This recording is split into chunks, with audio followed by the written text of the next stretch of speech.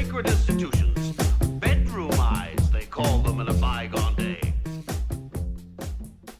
Hello, and welcome to Physical Attraction, the show that explains physics, one chat-up line at a time. But for corrupting others to a life of carnal pleasures and lewd designs. A man whose erotic desires and libertine practices are used to titillate the unsuspecting and would stoop to any depth.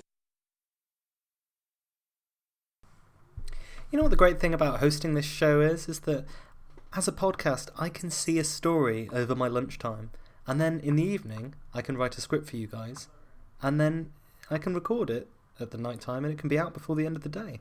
And that's what I want to do today. So today is a breaking news alert, because I thought it was worth doing a quick news update for the show because of today's announcement from Ligo.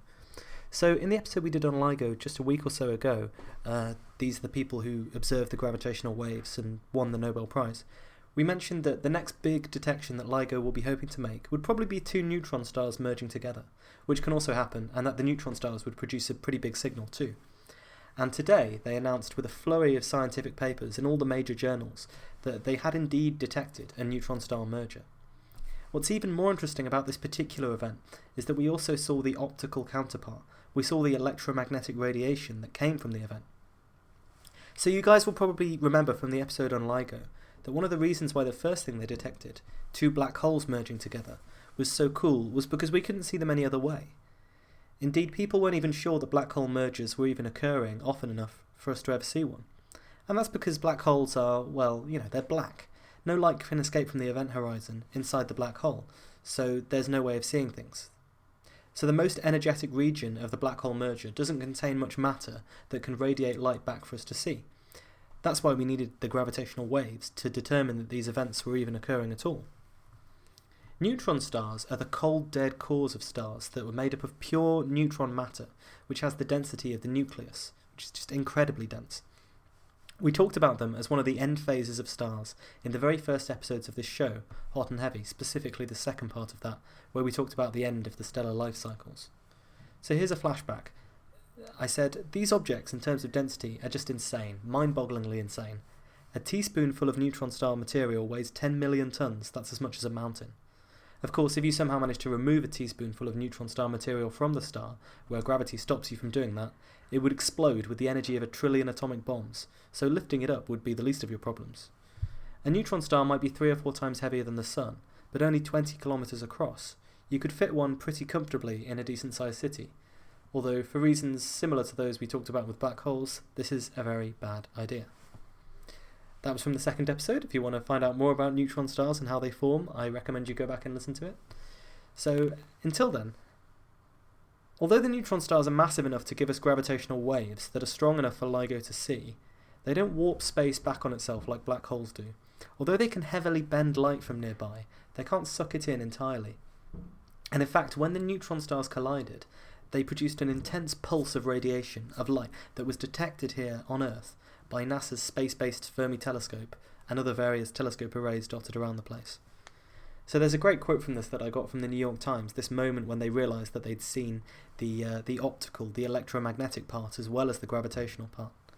David Shoemaker is the spokesman for LIGO, and he said, so the gamma ray burst lasted about 2 seconds, which put it in a category of short gamma ray bursts, which are associated with black holes forming, perhaps when neutron stars collide.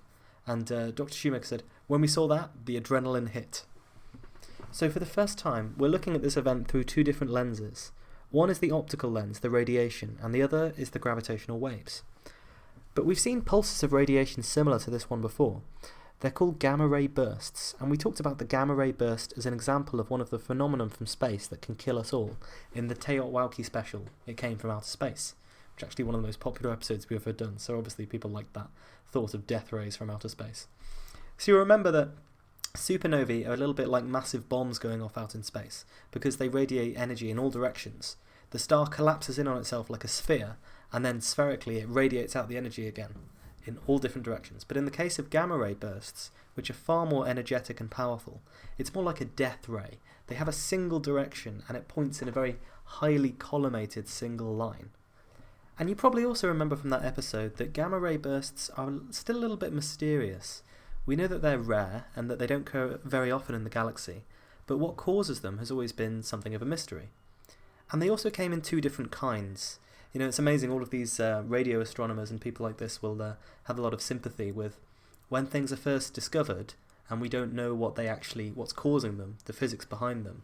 They seem to come in all kinds of different types. So there's radio bursts, there's quasars, there's all sorts of names that we come up with for these things before we realise exactly what it is that they're doing. So there were two types of gamma ray bursts that were discovered broadly. One was very brief and very intense, and they were called the short gamma ray bursts, and the other ones were slightly longer and more frequent and drawn out, and they're the long gamma ray bursts. But scientists had theorised for a while that the shorter pulses could be due to neutron stars merging together. Now this was pretty much an educated guess. Astrophysicists knew that, okay, whatever's producing this gamma ray burst must be a pretty dramatic event out there in space. And what could be much more dramatic than two neutron stars colliding? After all, a single teaspoon of the matter is equivalent to two Mount Everests smashing into each other. So what happens when the neutron stars collide? They start spinning faster and faster and faster around each other, just like the black holes do, when they're locked in this binary orbit that's decaying as it releases these gravitational waves. And obviously the closer they get, the bigger the impact of gravity is, and the faster the orbit decays. So around 2 minutes before the impact, they're orbiting each other at around 30 times a second. Remember, these things are spheres 20 kilometres across, so people often compare them to the size of a city like Manhattan or Chicago, but they weigh many times more than the Sun. After 100 seconds, they're orbiting each other 2,000 times a second and releasing these incredible high-frequency gravitational waves as their gravitational fields bend and warp the stars into bizarre merging shapes. At this point, the gravitational waves themselves are the strongest, and that's when LIGO could detect them. Then, at the point of the merger, there is this brief, intense flash of light that bursts outwards for just a couple of seconds. And then, in all likelihood, the neutron stars collapse into black holes, because now there's enough matter there for them to collapse into a black hole. You'll remember that in the episode of Hot and Heavy, we talked about how the neutron stars are being forced apart by these quantum forces called the neutron degeneracy pressure, and that's what counteracts the force of gravity. Well, that can do it for one neutron star, but when you put two together, the mass is probably too much, and it probably just collapses straight into a black hole. And so nothing else from that particular region of space will ever be seen again. So this is one example of a new kind of astronomy that the gravitational wave detections is helping us to allow. It's called multi-messenger astronomy, which means we have one signal from the light ray, and we have one signal from the gravitational waves. And we've got an interview coming up with an astronomer, Dr. Rafael Alves Batista, who is going to tell us all about how you can use cosmic rays as a type of multi-messenger astronomy. But the amazing thing about this is that each different messenger, the light, the gravitational waves, the cosmic rays, they'll all communicate different information to the astronomers. So the astronomers were able to detect the gravitational waves and the radiation from the same event, and this conclusively proved that these neutron stars merging together are behind the short gamma ray bursts. So this is something that's been predicted and worked on for years and years, and finally the persistence of all the people working on this gravitational wave astronomy and the neutron star mergers, it's paid off for them. The great thing about this multi-messenger astronomy is that each messenger brings you information that the other messengers just can't bring you. By looking at the gravitational waves, the scientists can work out what kind of event it was, and even potentially point their telescopes towards the event to wait for the flash and the afterglow. And the gravitational waves can tell you about the masses of the neutron stars and the speed of the collision, all of which matched up beautifully with the theoretical predictions they were making.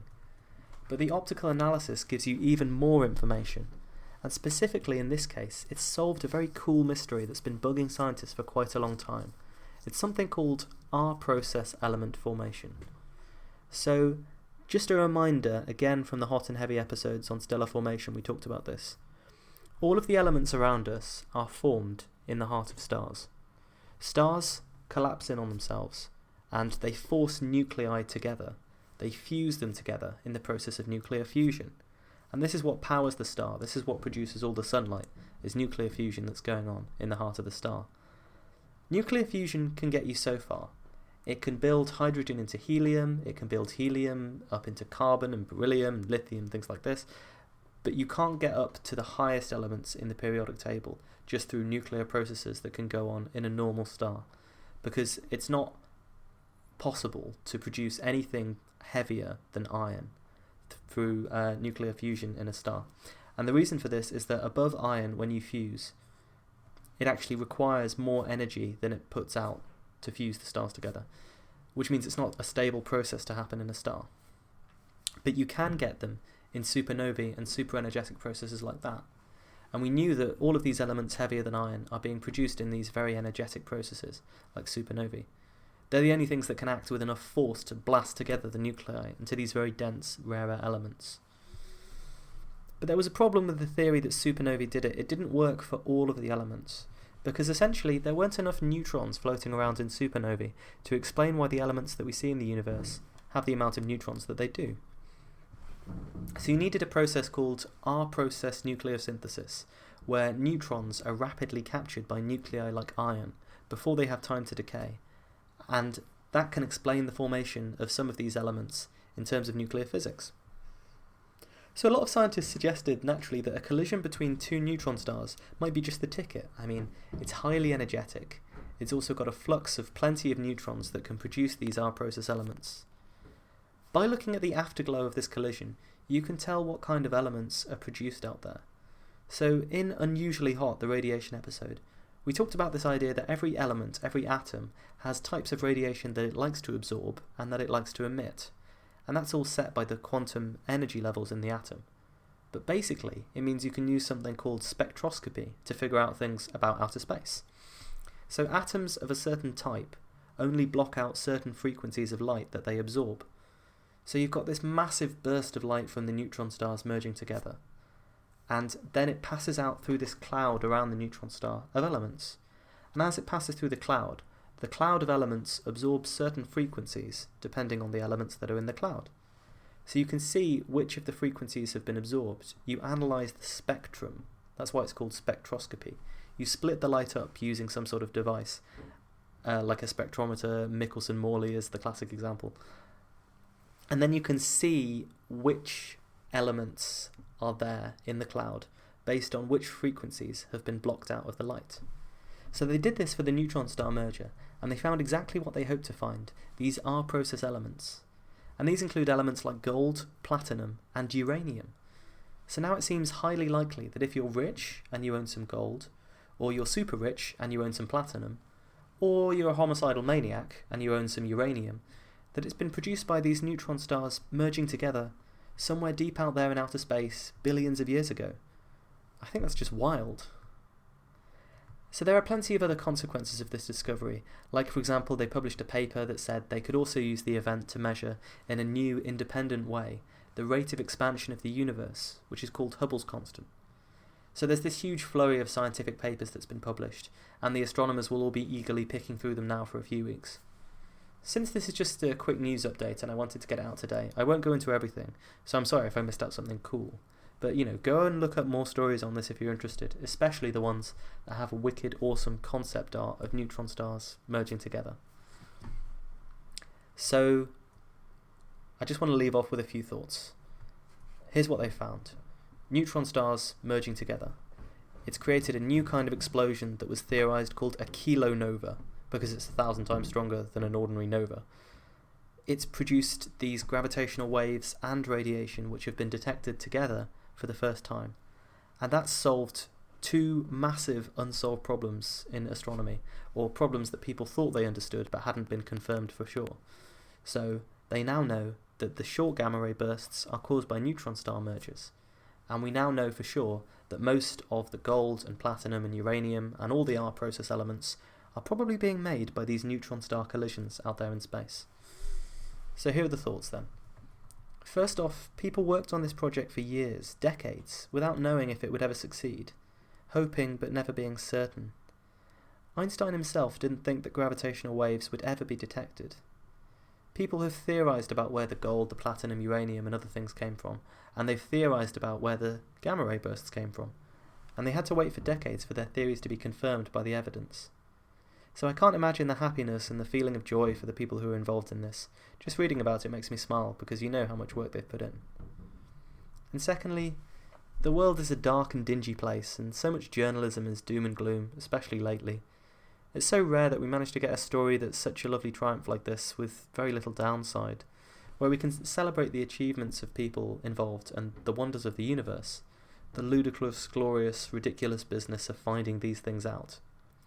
But when you get these stories, these unashamedly 100% good, sheer awesome stories, it seems more often than not that they come from some brilliant scientific discovery. And in this case particularly, just for a few seconds, everything is illuminated again. So until next week, or until something amazing and unexpected happens, be kind to each other. Graphic tastes a Marquis de Sade would have regarded as a peer. Hi, folks. Want to hear something funny? I'm cursed. An abnormal section.